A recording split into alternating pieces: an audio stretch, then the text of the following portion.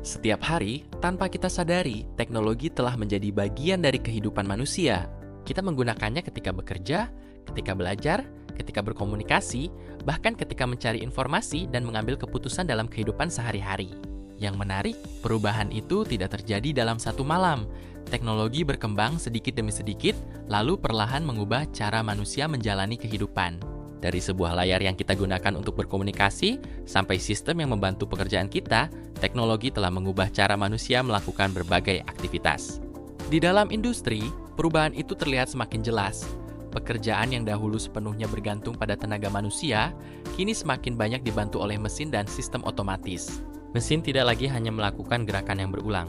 Dengan perkembangan teknologi, mesin dapat bekerja semakin cepat, semakin presisi, dan semakin sedikit bergantung pada campur tangan manusia. Namun, di balik semua otomatisasi tersebut, ada sesuatu yang sering tidak terlihat oleh mata. Data. Setiap proses dapat menghasilkan informasi, dan informasi itu dapat digunakan untuk memahami kondisi serta membantu manusia mengambil keputusan. Dan perubahan ini tidak berhenti di dalam pabrik. Teknologi yang sama mulai terhubung dengan berbagai sistem di sekitar kita, membentuk lingkungan yang semakin digital dan saling terhubung. Bahkan di bidang pertanian, teknologi mulai membantu manusia melakukan pekerjaan yang sebelumnya membutuhkan lebih banyak waktu, tenaga, dan biaya. Artinya, perkembangan teknologi tidak hanya mengubah bagaimana kita bekerja di dalam gedung atau pabrik. Ia perlahan masuk ke ruang kehidupan yang lebih luas. Semakin jauh teknologi berkembang, semakin besar pula kemampuannya untuk memengaruhi kehidupan manusia. Dan dari sinilah muncul sebuah pertanyaan yang lebih penting. Jika teknologi semakin mampu melakukan apa yang dahulu hanya dapat dilakukan manusia, dan lalu di tengah semua kemajuan itu, di mana sebenarnya posisi manusia? Semua perubahan besar ini bermula ketika manusia mulai mencari cara untuk menghasilkan tenaga yang lebih besar dari kemampuan tubuhnya sendiri. Sebelum mesin berkembang, sebagian besar pekerjaan masih bergantung pada tenaga manusia, hewan, angin, dan air. Kemudian mesin uap mengubah keadaan karena energi panas dapat diubah menjadi tenaga mekanis untuk menjalankan pekerjaan. Mesin mulai mengambil alih sebagian pekerjaan fisik yang sebelumnya harus dilakukan secara langsung oleh manusia. Produksi pun perlahan berpindah ke pabrik, tempat manusia dan mesin bekerja dalam sebuah sistem yang lebih terorganisasi. Industri tekstil menjadi salah satu contoh penting ketika mesin memungkinkan proses pemintalan dan produksi dilakukan jauh lebih cepat. Kemampuan memproduksi dalam skala besar membuat barang dapat dihasilkan lebih cepat dibandingkan sistem kerja sebelumnya. Namun, mekanisasi juga mengubah kehidupan pekerja, karena aktivitas manusia mulai mengikuti kebutuhan dan ritme mesin. Inilah ciri utama industri 1.0. Tenaga mekanis mulai menjadi bagian penting dari proses produksi manusia. Perubahan berikutnya datang ketika listrik mulai digunakan untuk mendukung kegiatan produksi dalam skala yang semakin besar. Dengan listrik, mesin dapat ditempatkan dan digunakan secara lebih fleksibel dibandingkan ketergantungan pada satu sumber tenaga mekanis. Produksi kemudian semakin terstruktur, dengan setiap tahapan pekerjaan dirancang agar dapat dilakukan secara berurutan. Konsep assembly line membuat sebuah produk berpindah dari satu tahapan ke tahapan berikutnya secara sistematis. Pekerjaan yang sebelumnya dilakukan oleh satu orang dapat dibagi menjadi beberapa tugas yang lebih spesifik. Pembagian kerja dan mesin memungkinkan produksi massal berkembang dengan kecepatan yang sebelumnya sulit dicapai. Produk juga dapat dibuat dengan ukuran dan proses yang lebih seragam, sehingga kualitas produksi lebih mudah dikendalikan. Industri akhirnya semakin berorientasi pada kecepatan, efisiensi, dan kemampuan menghasilkan produk dalam jumlah besar. Tapi semakin teratur sistem produksi, semakin besar pula tuntutan agar manusia mengikuti aturan dan ritme sistem tersebut. Inilah karakter industri 2.0, ketika listrik dan produksi massal mengubah wajah industri secara mendasar. Kemudian muncul perubahan lain ketika teknologi elektronik mulai digunakan untuk mengendalikan berbagai proses secara lebih otomatis. Komputer membawa kemampuan baru karena mesin kini dapat digunakan untuk mengolah informasi, bukan hanya menghasilkan tenaga. Informasi yang sebelumnya dicatat secara manual mulai dapat disimpan dan diproses dalam bentuk digital. Media seperti floppy disk menjadi contoh awal bagaimana data dapat disimpan dan dibawa dalam bentuk digital. Keyboard menjadi salah satu cara manusia berinteraksi dengan komputer untuk memasukkan perintah dan informasi. Ketika komputer mulai terhubung dengan mesin, sebagian proses dapat dijalankan secara otomatis berdasarkan instruksi yang telah ditentukan. Perlahan, komputer tidak lagi menjadi alat yang berdiri sendiri, tetapi menjadi bagian dari sistem yang semakin terhubung. Dan dari perkembangan inilah, kita akhirnya sampai pada era ketika mesin, data, manusia, dan jaringan mulai terhubung dalam satu ekosistem. Era inilah yang kemudian dikenal sebagai Industri 4.0, ketika teknologi digital mulai mengubah cara sistem industri bekerja. Jika pada era sebelumnya, mesin menjalankan instruksi tertentu, kini sistem dapat bekerja dengan tingkat otomatisasi yang jauh lebih tinggi. Mesin tidak hanya melakukan pekerjaan fisik, tetapi mulai mampu menerima informasi dan merespons kondisi di sekitarnya. Otomasi membuat berbagai proses produksi dapat berjalan dengan campur tangan manusia yang semakin sedikit. Salah satu bentuk yang paling mudah kita lihat adalah penggunaan robot dalam lingkungan industri. Robot dapat melakukan pekerjaan yang berulang, membutuhkan ketelitian tinggi, atau berlangsung dalam kondisi yang sulit bagi manusia. Dalam proses perakitan, misalnya, robot dapat melakukan gerakan yang sama berulang kali dengan tingkat konsistensi yang tinggi. Namun robot bukanlah satu-satunya perubahan yang terjadi dalam Industri 4.0. Di balik mesin yang bekerja secara otomatis, terdapat sesuatu yang jauh lebih penting, data. Sensor memungkinkan mesin memperoleh informasi mengenai kondisi lingkungan maupun proses yang sedang berlangsung. Suhu, tekanan, kecepatan, posisi, hingga kondisi sebuah mesin dapat direkam menjadi data. Data tersebut kemudian dapat dikirim dan diproses oleh sistem komputer. Dengan begitu, keputusan tidak lagi hanya bergantung pada pengamatan manusia secara langsung. Sistem dapat memberikan informasi mengenai apa yang sedang terjadi di dalam proses produksi. Bahkan, data dapat digunakan untuk mengenali kondisi yang berpotensi menimbulkan masalah sebelum gangguan terjadi. Inilah yang membuat data menjadi salah satu fondasi penting dalam Industri 4.0. Namun, data akan menjadi jauh lebih bernilai ketika berbagai perangkat dapat saling terhubung. Mesin, komputer, sensor, dan server dapat berkomunikasi melalui jaringan. Informasi dari satu bagian sistem dapat digunakan oleh bagian lain tanpa harus menunggu proses manual. Inilah yang membuat sebuah pabrik dapat dipandang sebagai satu sistem yang saling terhubung. Manusia pun dapat memantau berbagai proses melalui dashboard dan sistem pemantauan digital. Apa yang sebelumnya hanya dapat dilihat langsung di lantai produksi, kini dapat dipantau melalui data. Namun, penerapan teknologi seperti ini tidak berhenti di dalam pabrik. Prinsip yang sama mulai diterapkan pada bidang lain, termasuk pertanian. Drone dapat digunakan untuk memantau lahan, menyemprotkan bahan pertanian, atau mengumpulkan informasi dari udara. Dengan bantuan data, keputusan mengenai kondisi lahan dapat dilakukan dengan informasi yang lebih terukur. Di lingkungan perkotaan, konsep serupa berkembang melalui berbagai sistem yang menghubungkan infrastruktur, kendaraan, dan informasi. Kota pun mulai menggunakan teknologi untuk mengelola berbagai aktivitas secara lebih terintegrasi. Dari pabrik, pertanian, hingga kota, teknologi semakin mampu menghubungkan berbagai bagian kehidupan dalam satu sistem. Tetapi semakin luas teknologi digunakan, semakin penting pula pertanyaan tentang bagaimana teknologi tersebut berdampak pada kehidupan manusia. Karena teknologi yang sama tidak selalu menghasilkan pengalaman yang sama bagi setiap orang. Dan ketika teknologi memasuki kehidupan masyarakat, kita tidak lagi hanya berbicara tentang kemampuan mesin. Kita mulai berbicara tentang bagaimana perkembangan teknologi bertemu dengan realitas kehidupan manusia. Dunia tempat manusia hidup terus berubah. Perubahan itu dapat terlihat dari cara kita bergerak, bekerja, berkomunikasi, dan menjalani kehidupan sehari-hari. Kota-kota tumbuh semakin padat, aktivitas semakin cepat, dan kebutuhan manusia terus berkembang. Di permukaan, semua itu terlihat seperti tanda sebuah kehidupan yang semakin maju. Namun, kemajuan tidak selalu berarti hal yang sama bagi setiap orang. Di satu tempat, perjalanan dapat ditempuh dengan transportasi yang semakin modern. Di tempat lain, seseorang masih menghabiskan waktu berjam-jam di tengah kepadatan jalan. Sebuah kota dapat terlihat sangat maju dari kejauhan. Tetapi kehidupan manusia di dalamnya jauh lebih kompleks daripada apa yang terlihat dari gedung-gedungnya. Ada orang yang menikmati kemudahan, ada pula yang masih berjuang memenuhi kebutuhan paling dasar. Dan ketika kita meninggalkan pusat kota, wajah kehidupan berubah. Ruang yang sebelumnya dipenuhi gedung dan kendaraan berganti menjadi sawah, kebun, dan lingkungan pedesaan. Di sana, manusia masih berhadapan langsung dengan alam, pekerjaan, dan kebutuhan sehari-hari. Cara hidup yang sederhana bukan berarti tidak memiliki nilai. Sebab di balik setiap pekerjaan, terdapat pengetahuan, pengalaman, dan kemampuan manusia untuk beradaptasi. Perkembangan teknologi seringkali diukur melalui kecepatan, efisiensi, dan kemampuan. Tetapi kehidupan manusia tidak dapat diukur hanya dengan angka-angka tersebut. Manusia memiliki kebutuhan, kebiasaan, nilai, dan harapan yang berbeda. Karena itu, perubahan yang terlihat sebagai kemajuan bagi sebagian orang belum tentu dirasakan dengan cara yang sama oleh orang lain. Dunia kerja juga mengalami perubahan yang sama. Cara manusia bekerja terus berubah mengikuti kebutuhan zaman. Sebagian pekerjaan berkembang, sebagian membutuhkan keterampilan baru, dan sebagian lainnya perlahan kehilangan bentuk lamanya. Bagi manusia, perubahan seperti ini bukan sekadar perubahan teknologi. Ia juga berarti perubahan terhadap cara seseorang membangun kehidupan dan masa depannya. Maka pertanyaan tentang kemajuan tidak cukup dijawab dengan melihat seberapa canggih teknologi yang kita miliki. Kita juga perlu bertanya, siapa yang mendapatkan manfaat dari kemajuan tersebut? Siapa yang memiliki kesempatan untuk menggunakannya? Dan siapa yang mungkin tertinggal ketika perubahan berlangsung terlalu cepat?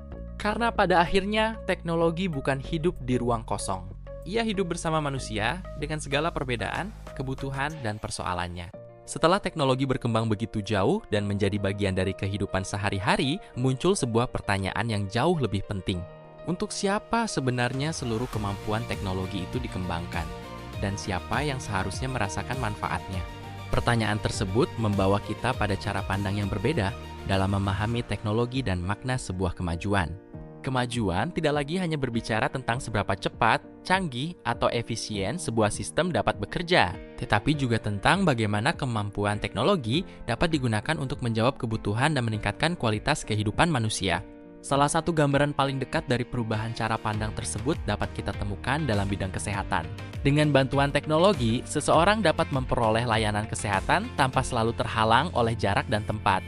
Konsultasi, pemantauan kondisi, hingga berbagai informasi kesehatan dapat hadir semakin dekat dengan kehidupan sehari-hari. Bagi sebagian orang, kemudahan seperti ini bukan sekadar perubahan cara menggunakan sebuah layanan kesehatan. Ia dapat membuka kesempatan memperoleh perhatian dan bantuan yang sebelumnya tidak selalu mudah untuk dijangkau. Perubahan yang berorientasi pada kebutuhan manusia juga mulai terlihat dalam cara kita berpindah dan melakukan perjalanan.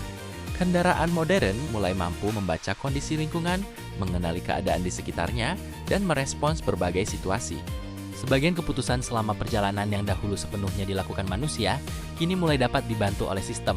Namun tujuan dari perkembangan tersebut bukan sekadar menciptakan kendaraan yang terlihat semakin pintar dan mandiri. Nilainya muncul ketika kemampuan itu dapat membantu perjalanan manusia menjadi lebih aman, mudah, dan dapat diandalkan. Robot yang dahulu banyak kita temukan di lingkungan industri pun perlahan mulai memasuki ruang kehidupan sehari-hari. Kehadirannya mulai terlihat di ruang publik, tempat pelayanan, hingga berbagai aktivitas yang berada dekat dengan manusia. Beberapa tugas yang sebelumnya harus dilakukan secara langsung, kini dapat dibantu oleh mesin yang bekerja secara mandiri. Perubahan tersebut menunjukkan bahwa hubungan antara manusia dan teknologi semakin dekat dengan kehidupan yang kita jalani. Dalam pertanian, hubungan antara kemampuan teknologi dan pengetahuan manusia dapat terlihat dengan lebih jelas. Teknologi dapat membantu manusia mengamati kondisi lahan dan tanaman yang sebelumnya lebih sulit diketahui secara langsung. Informasi yang diperoleh kemudian dapat membantu manusia memahami keadaan dan mempertimbangkan tindakan yang lebih sesuai.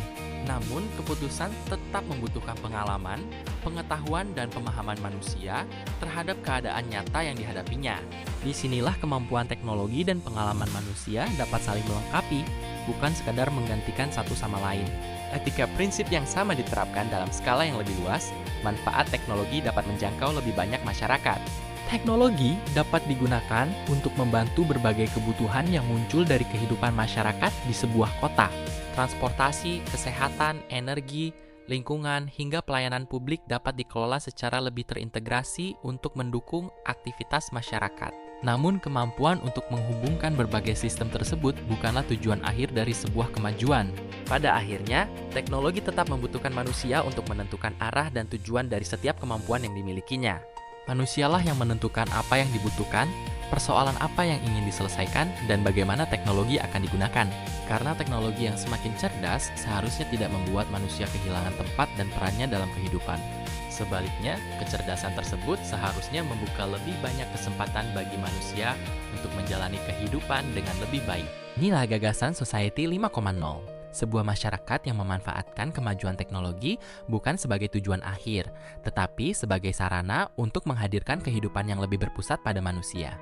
Di tengah perubahan yang semakin cepat, manusia dituntut untuk terus belajar dan beradaptasi. Kemampuan yang dibutuhkan hari ini dapat berubah ketika teknologi dan cara hidup masyarakat terus berkembang. Karena itu, belajar tidak lagi berhenti ketika seseorang meninggalkan ruang kelas. Belajar menjadi bagian dari kehidupan, pekerjaan, dan proses manusia menghadapi perubahan. Teknologi membuka akses terhadap pengetahuan yang semakin luas dan mudah dijangkau. Namun, akses terhadap informasi saja belum cukup untuk membuat seseorang mampu menggunakannya dengan bijak. Manusia perlu memahami teknologi, bukan hanya menggunakannya. Memahami cara kerja teknologi membantu manusia menentukan bagaimana teknologi digunakan. Di saat yang sama, kemampuan membaca informasi menjadi semakin penting. Informasi yang melimpah membutuhkan kemampuan untuk memilih, memahami, dan menilainya. Sebab tidak semua informasi yang tersedia akan membawa manusia pada pemahaman yang benar. Disinilah literasi teknologi dan kemampuan berpikir menjadi bagian penting dari kehidupan modern. Namun manusia tidak hanya membutuhkan kemampuan untuk memahami teknologi. Di tengah dunia yang semakin terhubung, kemampuan memahami manusia menjadi sama pentingnya. Komunikasi membantu manusia membangun hubungan, bekerja bersama, dan memahami perbedaan. Kreativitas membantu manusia melihat kemungkinan yang belum terpikirkan sebelumnya. Sementara empati mengingatkan bahwa setiap persoalan selalu memiliki manusia di baliknya. Karena itu, kemajuan tidak cukup hanya diukur dari kecanggihan teknologi. Kemajuan juga perlu dilihat dari bagaimana teknologi membuat kehidupan manusia menjadi lebih baik. Teknologi dapat menghemat waktu, membuka kesempatan, dan membantu manusia menyelesaikan berbagai persoalan. Tetapi, kehidupan yang baik bukan hanya tentang menjadi lebih cepat dan lebih efisien. Ada pula waktu untuk beristirahat, berhubungan dengan orang lain, dan menikmati kehidupan. Disitulah, kemajuan teknologi perlu berjalan bersama kesejahteraan manusia. Teknologi seharusnya memperluas ruang bagi manusia untuk menjalani kehidupan yang bermakna. Pada akhirnya, manusia tetap menjadi pihak yang menentukan arah dari setiap perubahan. Teknologi dapat membantu mengambil keputusan, tetapi nilai dan tujuan tetap berasal dari manusia. Karena teknologi tidak memiliki makna tanpa tujuan yang ingin dicapai manusia. Maka kemampuan beradaptasi bukan berarti mengikuti teknologi tanpa batas. Beradaptasi berarti mampu memilih apa yang perlu diterima, digunakan, dan dipertahankan. Dan di tengah semua perubahan itu, manusia tetap harus menjadi pusat dari kemajuan. Dalam perjalanan ini, kita telah melihat bagaimana teknologi mengubah cara manusia bekerja dan menjalani kehidupan. Dari otomatisasi hingga kecerdasan buatan, kemampuan teknologi terus berkembang melampaui batas yang sebelumnya kita bayangkan. Data dapat dikumpulkan dalam jumlah besar, diproses dengan cepat, lalu digunakan untuk mengambil keputusan. Dunia fisik dan dunia digital pun semakin sulit dipisahkan dari kehidupan sehari-hari. Namun semakin besar kemampuan teknologi, semakin besar pula pertanyaan yang harus dijawab oleh manusia. Apakah sesuatu yang lebih cepat selalu berarti lebih baik? Apakah sesuatu yang lebih pintar selalu membuat manusia menjadi lebih bijaksana? Dan apakah kemajuan teknologi dengan sendirinya mampu menyelesaikan persoalan manusia? Pertanyaan-pertanyaan itu membawa kita dari sekadar membicarakan teknologi menuju makna dari kemajuan itu sendiri. Sebab, kemajuan bukan hanya tentang apa yang mampu diciptakan, tetapi tentang apa yang dilakukan dengan kemampuan tersebut. Industri 4.0 memberi manusia kemampuan baru melalui otomatisasi, konektivitas, data, dan kecerdasan buatan. Society 5.0 kemudian membawa pertanyaan yang berbeda. Bagaimana kemampuan tersebut digunakan untuk kehidupan manusia? Disinilah teknologi seharusnya dipahami sebagai sarana, bukan sebagai tujuan akhir. Kecanggihan sebuah sistem tidak akan berarti jika manfaatnya tidak kembali kepada manusia. Teknologi yang baik bukan hanya mampu melakukan lebih banyak, tetapi mampu membantu manusia menjalani kehidupan dengan lebih baik. Karena itu, kemampuan manusia tidak boleh berhenti pada kemampuan menggunakan teknologi. Manusia juga perlu mampu memahami informasi, berpikir kritis, berkomunikasi, dan terus belajar. Lebih dari itu, manusia membutuhkan empati untuk memahami bahwa setiap keputusan selalu memiliki dampak terhadap kehidupan orang lain. Kreativitas membuat manusia mampu membayangkan kemungkinan baru, sementara nilai dan tanggung jawab menentukan bagaimana kemungkinan itu digunakan. Karena teknologi dapat membantu menentukan cara, tetapi manusia tetap harus menentukan alasan dan tujuan. Masa depan tidak harus menjadi pertarungan antara manusia dan mesin. Teknologi dapat mengambil alih pekerjaan tertentu, tetapi manusia tetap memiliki tanggung jawab untuk menentukan arah perubahan. Yang dibutuhkan bukan manusia yang menolak teknologi, melainkan manusia yang mampu menggunakannya dengan sadar. Beradaptasi bukan berarti kehilangan kendali, tetapi memahami perubahan dan memilih bagaimana kita meresponsnya. Dengan begitu, kecerdasan teknologi dapat berjalan bersama kecerdasan manusia. Pada akhirnya, Industri 4.0 dan Society 5.0 bukan hanya cerita tentang mesin, data, atau kecerdasan buatan. Keduanya adalah bagian dari perjalanan manusia dalam mencari cara yang lebih baik untuk bekerja, hidup, dan menyelesaikan persoalan. Dan di tengah seluruh perubahan itu, manusia tetap menjadi pusat dari nilai, tujuan, dan keputusan. Pada akhirnya, kemajuan bukan hanya tentang seberapa jauh teknologi berkembang, tetapi tentang seberapa jauh kemajuan itu membawa manusia menuju kehidupan yang lebih baik.